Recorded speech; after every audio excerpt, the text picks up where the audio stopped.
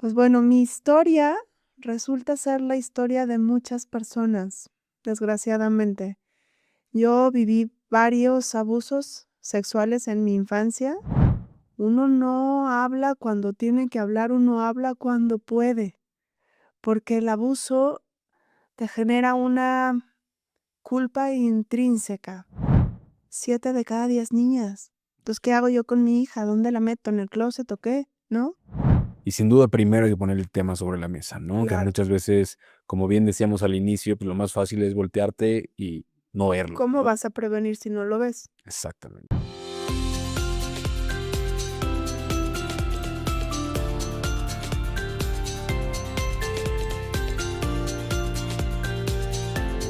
Bienvenidos a la segunda temporada de Comunal Podcast. Hola, bienvenidos a Comunal Podcast. Hoy platicaremos de abuso sexual infantil, un tema pues muy complicado de platicar, pero sumamente importante de visibilizar. Creo que todos debemos de conocerlo y actuar al respecto. Y hoy pues me acompaña Dafna Viniegra, quien es sobreviviente y fundadora de ILAS, Infancia Libre de Abuso Sexual, que es una organización sin fines de lucro que trabaja con el trauma a través de un programa enfocado en la prevención. Dafna, muchas gracias por estar aquí. Un gusto tenerte y poder platicar contigo sobre este tema tan importante. Muchas gracias, Aldo. Para mí está increíble estar aquí. Muchas gracias por este espacio para levantar la voz. Al contrario, gracias a ti por la gran labor que haces y me gustaría pues que nos empezaras a platicar de tu historia. Mi historia. Pues bueno, mi historia resulta ser la historia de muchas personas, desgraciadamente. Yo viví varios abusos sexuales en mi infancia, que ahora prefiero llamarlos como situaciones adversas, porque intento a toda costa desvincularme de esa víctima eterna que desgraciadamente pareciera que se queda implícita en la vida de las personas que fuimos abusadas. Este, Tuve varios abusos en mi infancia, uno en la adolescencia que me marcó muchísimo, fue una violación entre 3 personas saliendo de un antro en Acapulco a mis 13 años. Y ahí también la reflexión es mucho qué hace una niña de 13 años en un antro en Acapulco, ¿no? Ese fue de los eventos más impactantes para mí, porque lo normalicé al grado de que hasta que terminé de escribir el libro integré en mí que había sido un abuso. Todo el tiempo lo había asumido como si hubiera sido mi culpa. Entonces, mucho parte de mi vida estuve normalizando las agresiones de los demás para conmigo y de conmigo misma, lo que me llevó pues a una vida de drogas, de alcohol, de promiscuidad, en donde no tenía freno ni conciencia de quién era yo. No había un espacio de calma, todo era vivir hacia afuera. Yo creía que tenía muy impregnado en mí que la felicidad era el grado de envidia que me tuvieran los demás. Wow. Todo era vivir hacia afuera, hasta que, pues, la maternidad me confrontó con todas las cosas que tenía que trabajar y vi en mis hijos reflejados mis dolores, mis miedos. Entendí las faltas y las carencias que tuve de niña, porque no encontraba hilo de dónde tirar referencias para generar una maternidad sana. Entonces, de pronto muere mi papá, después al año siguiente muere mi mamá, al año siguiente me quitan la matriz y los ovarios, y al año siguiente muere mi abuela materna. En ese momento mi hija pequeña llegaba a la edad de mi primer abuso a los 5 años.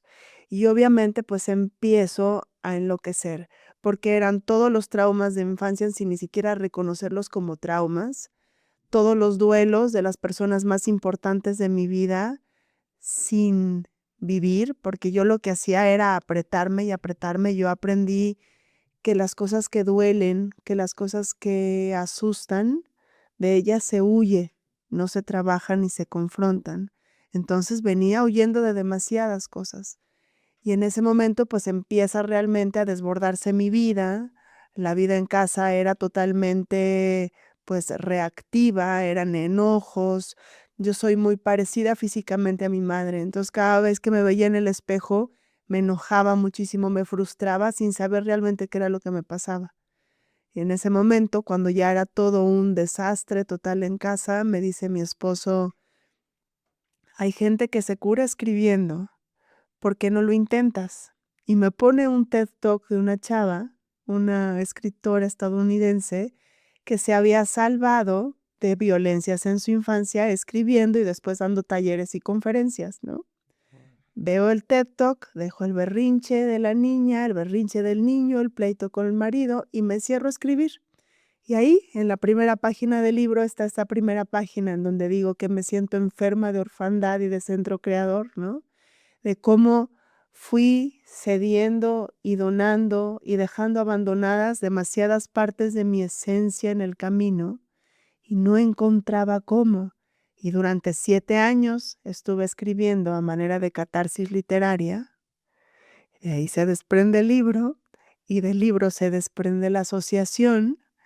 Y pues aquí estoy, siendo una mujer activista por una infancia libre de abuso sexual. Regresémonos a esa parte de la infancia. ¿Cómo era tu infancia? ¿Qué recuerdos tienes de esa niña de 5 años, no? Y cómo era en familia, cómo era esa parte. Era una infancia sola. Si me pidieras así como recordar a detalle, era una infancia con frío. Era una infancia en donde yo, de cierta forma, la vivía junto con mi madre, pero yo vivía la vida de mi madre, no tenía una vida de infante, no había como esta parte de esta contención para los niños que ahora que tengo hijos, veo esa necesidad, ¿no? De los horarios, las rutinas, la estructura, lo importante que es. Yo vivía a la par de ella, mi mamá fue una mujer muy culta, muy educada, pero vivía para ella en su ser. No existía este freno, porque soy mamá y ahora no, vivíamos a la par. Entonces, pues la infancia es un recuerdo triste, ajeno, con mucho miedo y con mucho silencio, porque en el primer abuso, por ejemplo, cuando pasó el primer abuso, llegó mi mamá y en ese momento ella detuvo el abuso. Pero como ella estaba acostumbrada por su historia de vida a huir, a silenciarse, a callar, a no enfrentar los dolores, pues se fue y yo me quedé con todo este asunto para resolverlo yo sola, en mi cabeza y en mi corazón de niña. Por eso tanto tiempo estuve tan enojada con parecerme a mi mamá. Ya después, cuando me puse a analizar, que de ahí viene el libro, ¿no? Toda la vida de dónde venía mi abuela, de la Segunda Guerra Mundial, de huir de los nazis, de las violencias que vivieron, de normalizar las conductas violentas. Ahí empecé a comprender por qué mi mamá no tuvo la capacidad de quedarse en ese momento, ¿no? Entonces, de ahí en adelante, toda mi vida de infante comenzó pues con una ausencia total y absoluta del sentido de autoprotección. Yo no me cuidaba, por más frío que tuviera, nunca me iba a detener a levantarme y ponerme un suéter o unos calcetines. Nada, siempre era como esta parte de exponerme a la vulnerabilidad y de pronto pareciera como si me puse un post-it en la cabeza de adelante, pase usted y abuse, porque después de ese abuso a los 5 años siguió otro a los 7, otro a los 9 y después el de los 13. Entonces, constantemente estaba yo acostumbrada a vivir en miedo, en ansiedad, en cortisol, en soledad, en pues en ausencia de una presencia y una contención familiar, ¿no? Porque no solamente las madres son las que ¿Vivían cuidan. únicamente tu mamá y tú? Sí, mis papás se divorciaron cuando yo tenía 2 años y pues por cuestiones de pareja o así, mi papá nunca estuvo presente. Entonces, pues fue complejo, la verdad. Y ¿tienes noción? Porque muchas veces pasa que con un acto tan, o sea, estando tan joven, Ujú. pues se presenta, ¿no? La disociación, no sé cómo le llaman, en cuestión de que Ah. lo olvidas y después lo recuerdas. ¿tú siempre estuviste consciente de que fuiste una sobreviviente? Sí, pero lo minimizaba. Lo minimizaba y me hacía yo responsable de lo que me había pasado. Para mí era mucho más fácil asumir la responsabilidad de los actos que lograr entender por qué me pasaban esas cosas o dónde estaba la contención familiar y por qué estaba tan expuesta y por qué estaba siendo tan vulnerable, ¿no?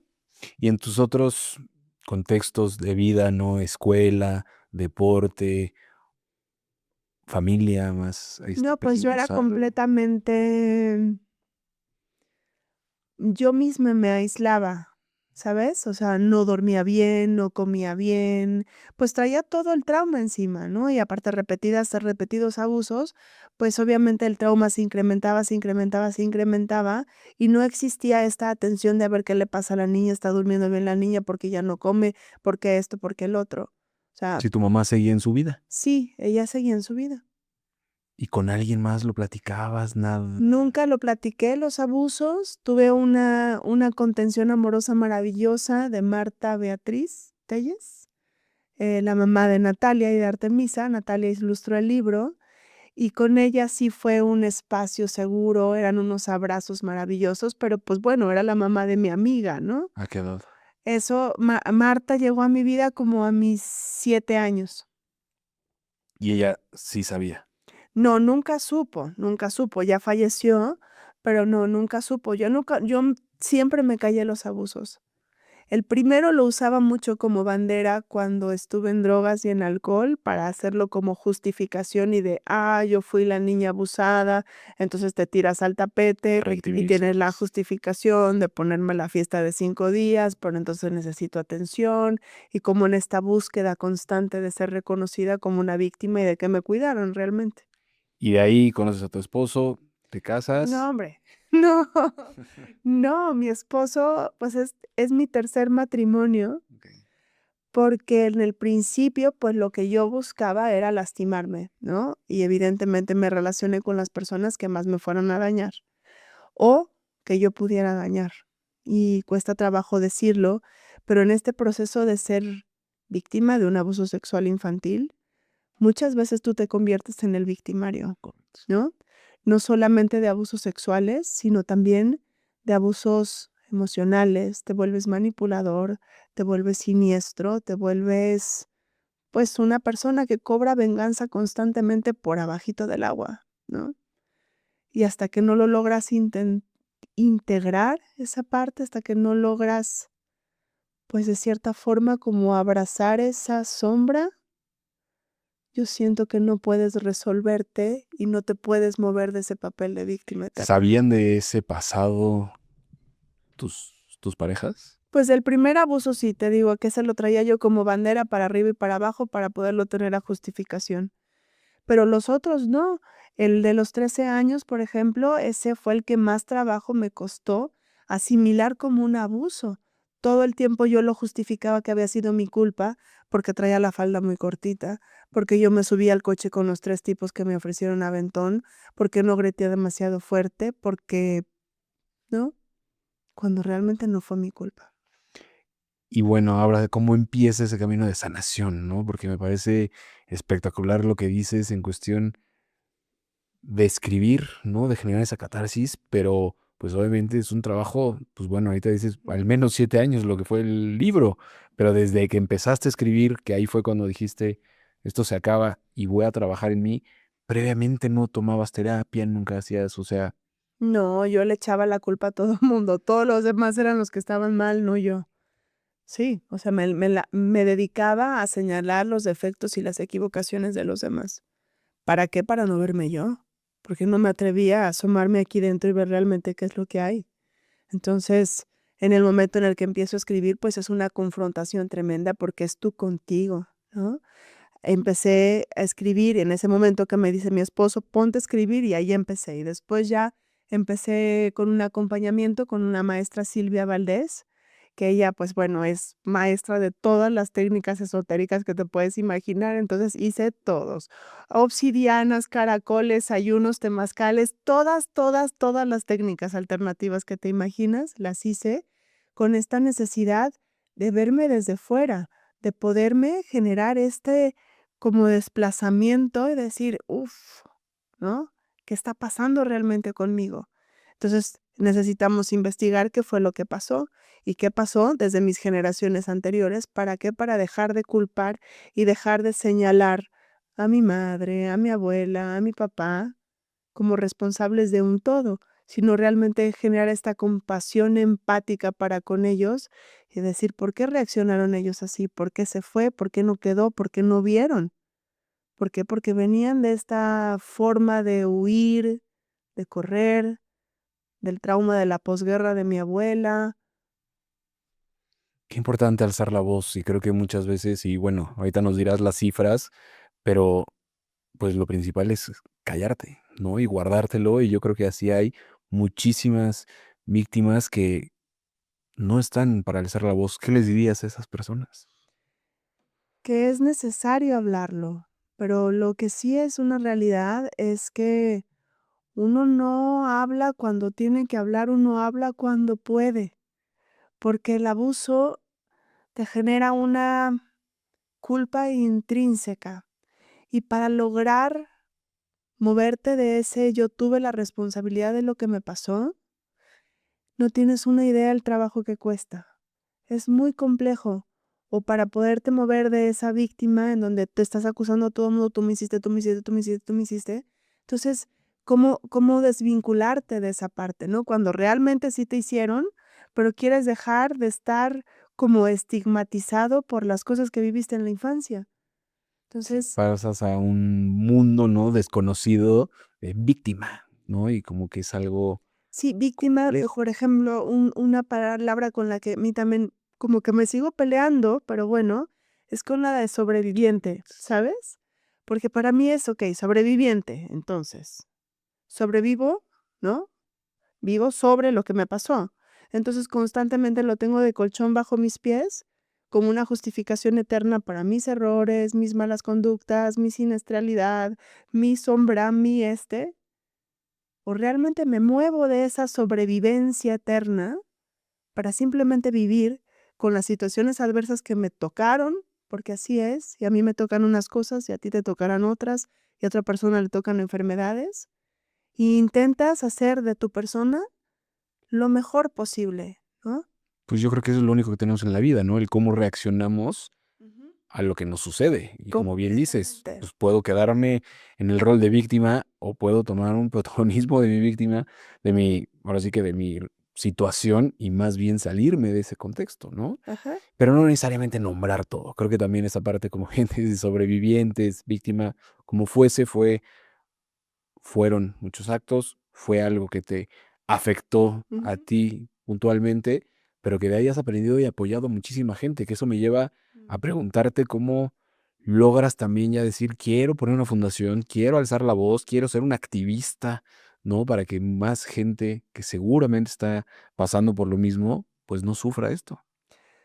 Se volvió una necesidad, un motor, como te decía el otro día, ¿no? O sea, de pronto siento como si trajera un tractor en el corazón, que digo, necesitamos hacer algo, porque no puede ser posible que el abuso sexual infantil esté tan silenciado, tan normalizado, que el 85% de las agresiones sean dentro del hogar. Entonces, ¿qué estamos haciendo como sociedad? ¿Qué parámetros tenemos, no? ¿Hasta dónde vamos a llegar? O sea, ¿hasta dónde vamos a llegar? ¿A que todos los niños estén violentados y abusados? Entonces, ¿qué esperamos tener en unos años? Pues una sociedad de puros adultos traumados. Y desgraciadamente se oye muy feo decirlo, pero es un poco como estamos ahora. La ansiedad, la depresión, todos los problemas de salud mental que existen, el suicidio, pues todo muchísimas veces viene de esa fuente del abuso en la infancia, desgraciadamente no solamente sexual, pero ¿qué pasa con los golpes, con la negligencia, con los abusos emocionales? Todo impacta. Y si no generamos como esta conciencia y esta necesidad de tener salud emocional, mental, por nosotros mismos, independientemente de si tienes hijos, si eres activista, si haces o si dejas de hacer, ¿Cómo te vas a brindar a los demás? Roto, traumado, con ansiedad, pues es lo único que vas a generar. Pero ¿qué está pasando con las personas que nos está llevando a eso? O sea, a mí algo que, y platicábamos hace rato, que me brinca mucho es por qué nos está llevando a estos números alarmantes. Y lo veía en una entrevista que comentabas, o sea, 10 niños por minuto, me parece. O sea, las cifras, ¿no? De cuántas personas, incluso yo también he oído que 5.5 millones de niños van a ser de alguna forma violentados al 7 año. de O cada sea, 10 niñas. 7 de cada 10 niñas. Entonces, ¿qué hago yo con mi hija? ¿Dónde la meto? ¿En el closet o qué? ¿No? Es una locura. ¿consideras que son los hombres? Creo que, híjole, es un tema difícil de ponerlo en ese sentido, ¿no? Como género, pero creo que también hay que decirlo así. O sea, gran parte del problema es que los hombres también normalizamos, ¿no? Toda la parte sexual y toda esta parte, ¿no? Que te lleva a que, pues, tal vez, ¿Cada vez te gustan más chiquitas o qué? no lo sé. En las estadísticas sí existe una inclinación mayor para los hombres y una inclinación mayor para que las niñas sean violentadas. Pero yo creo que es un problema de sociedad que estamos siendo tremendamente permisivos para con las violencias. ¿Por qué? Porque las normalizamos, las callamos y las silenciamos. Y para mí tiene igual de peso, suena muy feo, pero el papá que abusa que la mamá que ve y lo calla. Por supuesto. Entonces, ¿qué estamos haciendo como sociedad? ¿En dónde estamos parados? ¿Qué queremos para nuestros hijos? Y deja tú que suene como lema político que son el futuro de la sociedad, pero sí lo son y son personas que necesitamos ponerle la valía a los derechos humanos de los niños. ¿Me entiendes? Porque si tenemos normalizado y sentenciado el abuso, ¿qué esperamos que pase con ellos? ¿Qué esperamos? Que cuando cumplan 18 ya soy un adulto completamente con autoestima, normal, sin traumas, que puedo andar, ir y venir, o sea, tranquilo, que tengo la capacidad de concentrarme en el trabajo, en la universidad, para desarrollarme. No, obviamente que no. Y de ahí, pues ya un camino hacia una organización sin fines de lucro, ¿no? Creo que Ujú. eso es, pues también un paso importante, un paso difícil. ¿Cuáles han sido los mayores retos, Lilias? Los mayores retos de ILAS, pues yo creo que el mayor reto de ILAS es poner el tema en donde tiene que ir, ¿sabes? La sociabilización, la sensibilización, el que nos abran las puertas, el poder hablar de las cosas como son, sin que te corten, sin que te censuren, ¿no? ¿A dónde te gustaría llevar, Lilias? ¿A dónde me gustaría llevar ILAS? A que fuera una fuerza generadora de conciencia en donde todos podemos pertenecer, en donde todas las organizaciones caben y se genere un bien común. Y los mayores. Dar una conciencia social a la prevención del abuso sexual infantil, pero no solamente ILAS como un organismo, como una entidad sola, sino realmente como una fuerza social. Y sin duda primero hay que poner el tema sobre la mesa, ¿no? Que Claro. muchas veces, como bien decíamos al inicio, pues lo más fácil es voltearte y no verlo, ¿Cómo ¿no? vas a prevenir si no lo ves? Exactamente. Entonces, por un lado hay que verlo, Ujú. por otro lado conocerlo, ¿no? Pero por otro lado también creo que es importante, híjole, cómo prevenirlo, pero no desde la parte tan de miedo, ¿no? Incluso cuando yo entraba más de lleno a estos temas, pues ya todo te causa miedo, ¿no? Dices, híjole, o sea, el 85% es de algún cercano. Pues ya no dejo a mi hijo, ¿no? Con Ujú. nadie, por decirlo así, ¿no? Pero cómo vivir, si me explico, ese balance entre sí cuidar, pero no a través del miedo. Ahí yo creo que tiene que ser educación, educación, educación para los padres, para los hijos, estar presentes, pero la presencia desde uno para poderte brindar presente. Porque si te pones solamente a prevenir desde la razón y el conocimiento, pues yo creo que se vuelve como súper frío y estás espantado todo el tiempo, ¿no?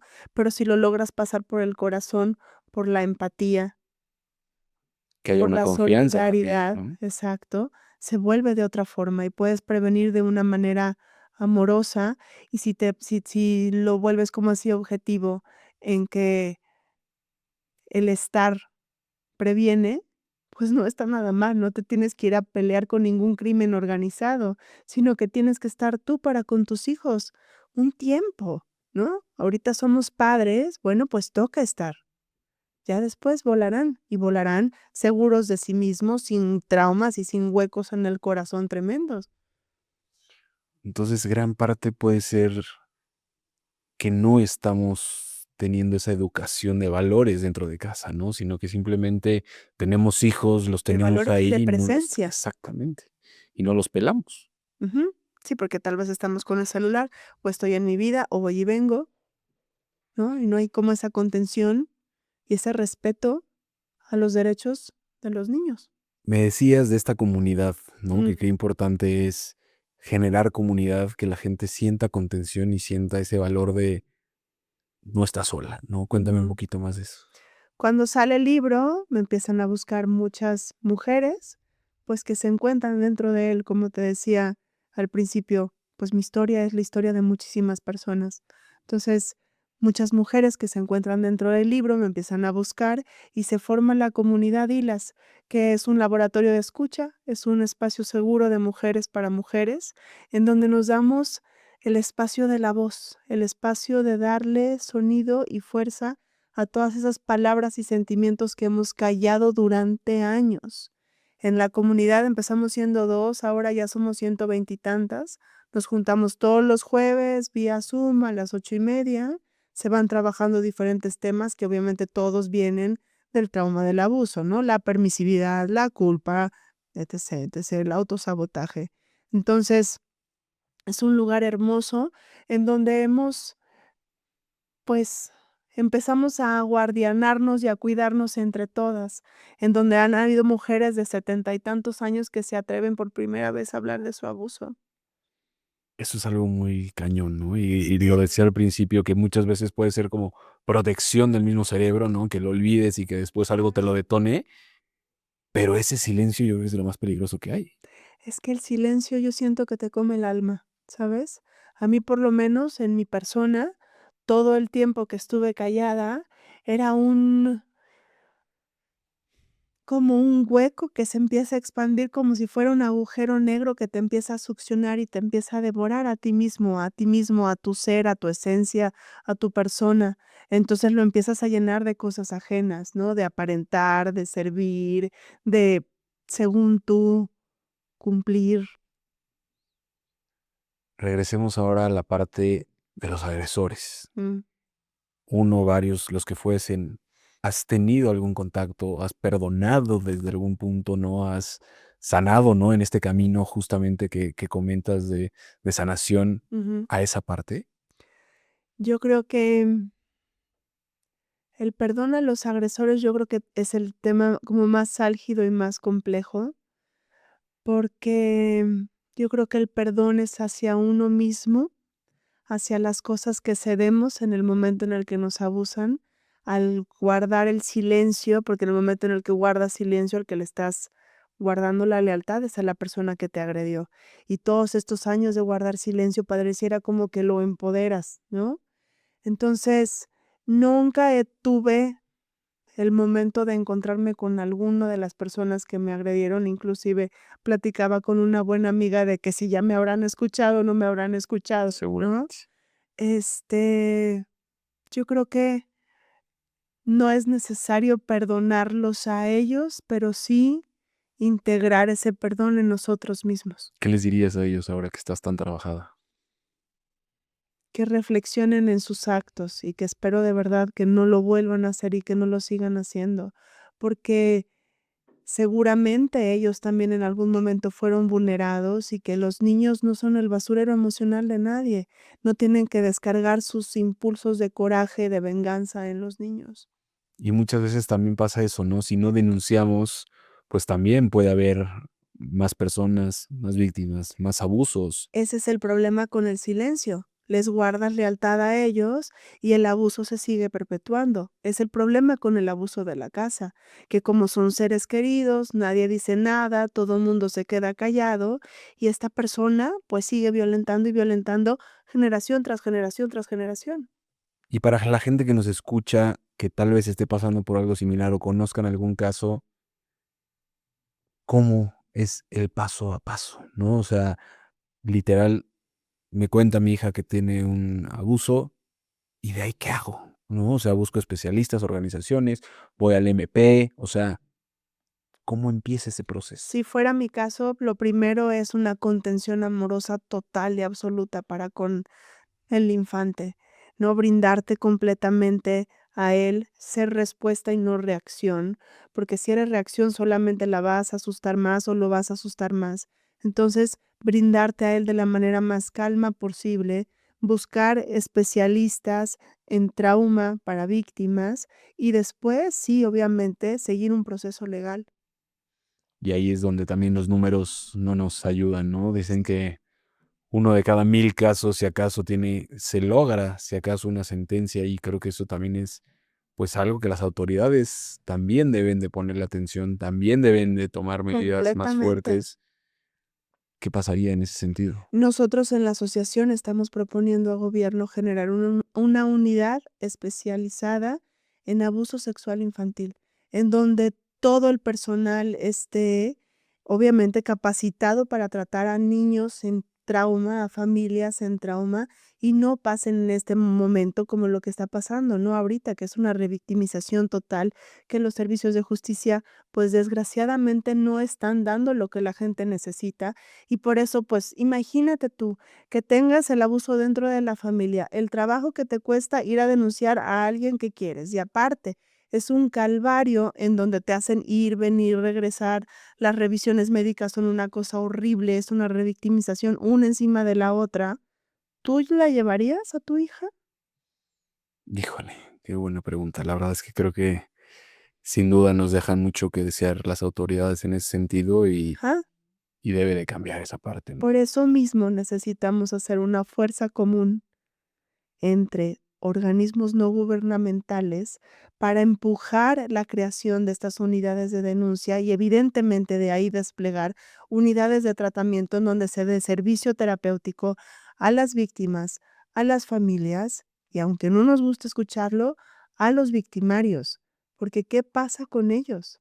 ¿De dónde vienen ellos? ¿Qué dolores traen detrás? Y no es porque yo quiera protegerlos, aguardionarlos o algo así, pero sí como si les brindamos la atención terapéutica necesaria, vamos a prevenir el abuso desde el que lo genera. Nosotros en la asociación tenemos un fin último al cual nos tardaremos un poco en llegar porque el país no está preparado para esto, pero es generar una línea de atención para adultos y adolescentes en riesgo de convertirse en agresores, en donde puedan tener toda la atención terapéutica necesaria para tratar esa parafilia, que es la pedofilia. Y ahí realmente previenes desde el que lo genera, no cachando víctimas. Fuera de los que pueden ser, que fueron agredidos en su infancia, ¿qué habrá dentro de esos, no? No sé, formas de ser en cuestión de por qué se convierten Pues haber vivido unas violencias tremendas en la infancia.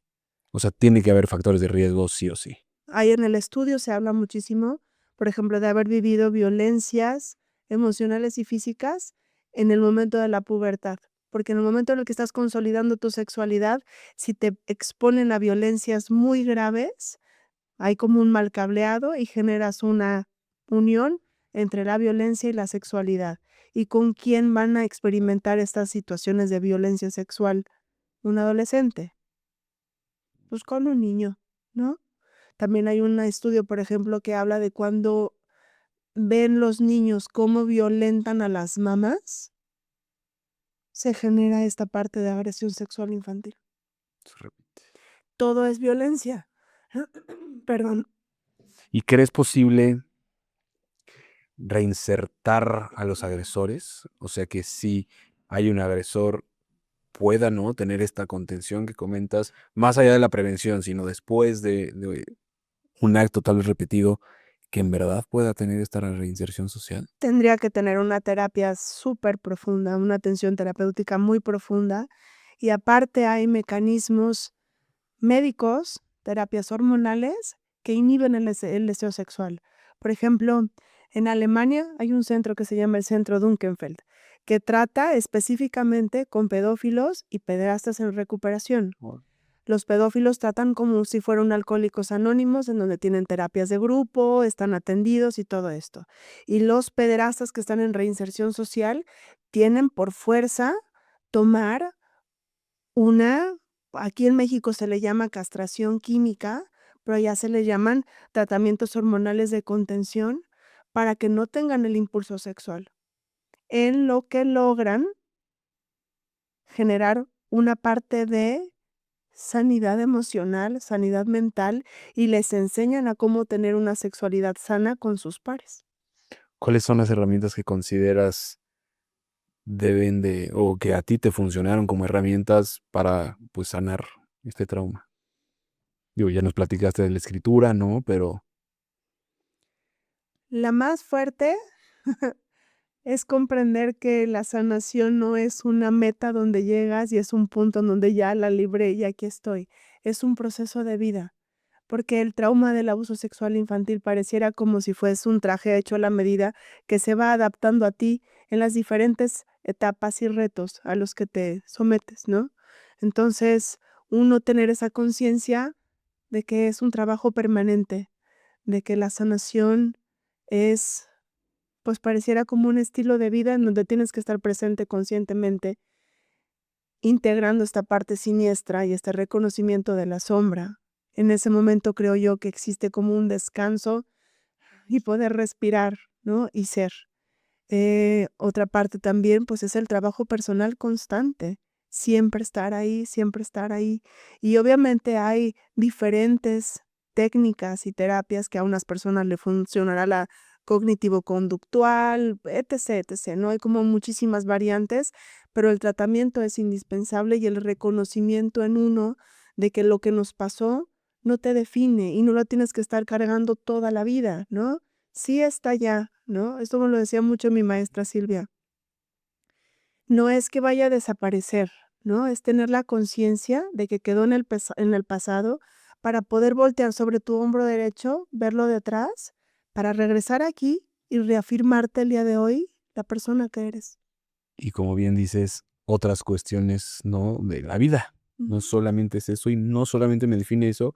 Y cuando entiendes eso, pues creo que te puedes liberar, ¿no? De esa carga de soy la víctima, ¿no? Y lo decías al Claro, inicio. sí, claro. Cuéntame de esta campaña, un gran video muy viral que Sí. muchísimos vimos, que a muchísimos nos conmovió, datos también muy fuertes. Esta campaña que invito a la gente que la vea, ¿no? Navidades inolvidables, en donde resalta que en estas fechas es cuando más se crean estos abusos. Es tristísimo esa parte, pero desgraciadamente, pues, se apoya de ese 85% de que el abuso está dentro de la casa. La verdad es que yo creo que ILAS está providencialmente alineada con toda la gente que se ha sumado a la causa y, pues, MAID, por ejemplo, nos donó esta campaña. Ellos, MAID y de Maestros, hicieron toda la producción. En el momento en el que leyeron el libro, dijeron: "Estamos completamente adentro, ¿qué hacemos para intentar permear en la sociedad todas estas comunicaciones que son tan urgentes?", ¿no? De que la gente vea de manera gráfica y explícita y te haga reconsiderar qué estoy haciendo yo como padre, en dónde estoy yo, en dónde están mis ojos, dónde están mis hijos, ¿no? Y las escuelas, creo que es crucial Sí. hablar con las escuelas, que tengan la información necesaria, que tengan la forma de, pues, contener, apoyar y sobre todo prevenir. Y protocolos de intervención, eso es importantísimo, ¿no? O sea, ¿qué pasa, por ejemplo, en las escuelas cuando ocurrió un abuso? ¿No? Todos estos protocolos de intervención son realmente indispensables de generar y de estipular.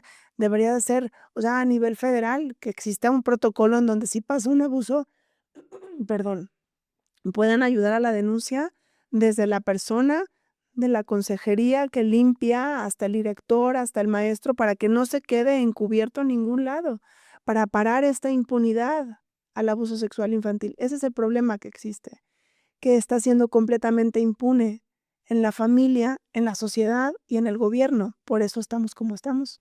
y vas a ver que poco a poco, y ya lo he estado viendo, ¿no? Sí. Las voluntades de gente que quiera hacer, que quiera aportar, que les mueves, que los inspiras y que en este camino se van sumando justamente para pues, la misma lucha. Claro, claro. De eso se trata. Y si alguien tuviera alguno de estos temas, Por supuesto, está la página hilas.mx, están mis redes sociales, ahí estoy contestando yo todo el tiempo. Y realmente lo que pedimos en Hilas es eso, que generemos una comunidad de personas que estemos preocupados y ocupados en prevenir el abuso sexual infantil, porque no se puede solamente de uno, o lo que decíamos ahorita, ¿no? Platicando. Sí hay muchísimas ONGs y está increíble que haya diferentes puntos de vista y diferentes tipos de comunicación, pero tenemos que hacer un frente común en donde vayamos con un objetivo que yo creo que tiene que ser definitivamente la parte de la incidencia en políticas públicas y que deje de ser un tema completamente impune en sociedad y en gobierno. Mi utopía sería que hubiera la unidad de denuncia especializada, que estuviera aliada a una unidad de tratamiento, que existieran campañas masivas de comunicación del abuso sexual infantil, que generáramos este espacio en donde diéramos tratamiento a posibles agresores y agresores. muchísimas gracias por estar aquí. Qué gusto invitar a que la gente compre el libro, que los que redes, que siga esta lucha, que se sume y que, como bien decimos, esta causa tenemos que verla todos, está muy cerca. Exactamente, exactamente. Muchísimas gracias, Aldo. La verdad es que está increíble que haya gente que le dé voz a las causas que realmente son urgentes de tratar.